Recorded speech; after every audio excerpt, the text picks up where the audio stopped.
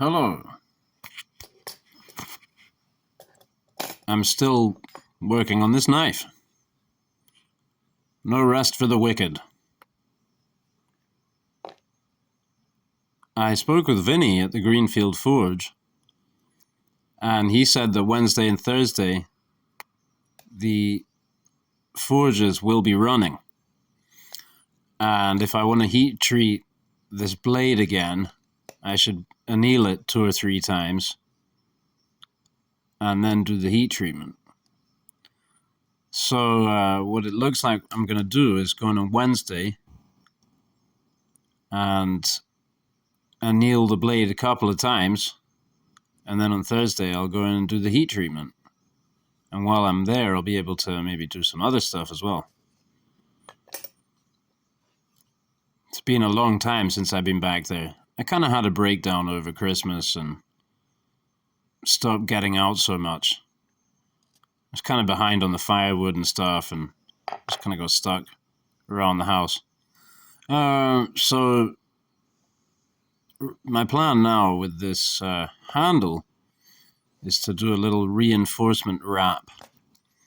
It's going to make a kind of a false bolster. A faulster. The word just popped into my head. I will be putting a collar on, but that collar will be backed up by this wrap. And what gave me the idea, well, I already kind of had the idea, but I didn't think I'd need to do it. So, if it ain't broke, don't fix it. But when I was removing the handle, that little bit around the back there did crack.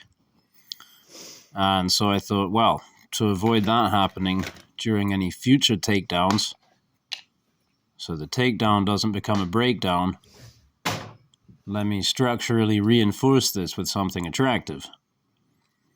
So I settled on this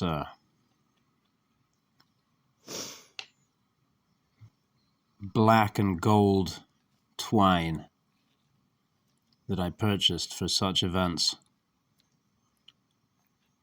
So loaded up the area on the handle, loaded up the twine, wrapped it around there. I'm just trying to ensure that I get a good finger guard shape there, but I mean, it's all pretty tight. So the smushing attempts that I'm doing aren't doing much, but kind of push the rolls over the edge there. But that's fine. Basically, we've got excess on all sides, and that will then get ground down and ground back to allow for the fitment of the collar. So as per usual, I'm just kind of figuring this out as I go along, fabric cobbling, but should look quite nice. And hey, if the blade explodes during the heat treatment, then I'll still have a nice handle. I could just make something else with the tang the same shape. I had to take the measurements of the tang just in case.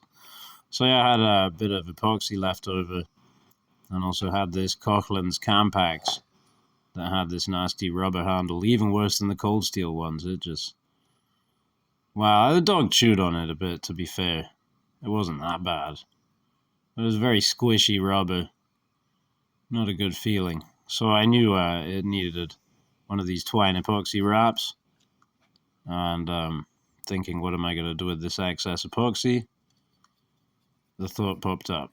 So I did hit the tang with a piece of sandpaper there very quickly, just to rough it up a bit.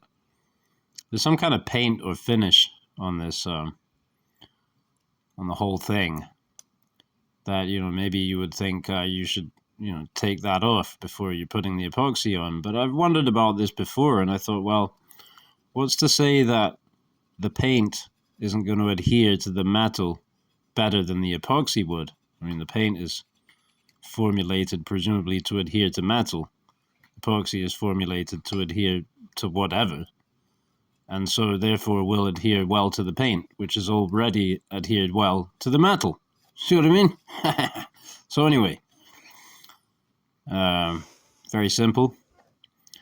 Pulled out a bit of this Ukrainian hemp twine, which is also dog worn. They got it, and man, I had a time untangling the roll of hemp. But it's kind of nice because it's all fuzzed up like this.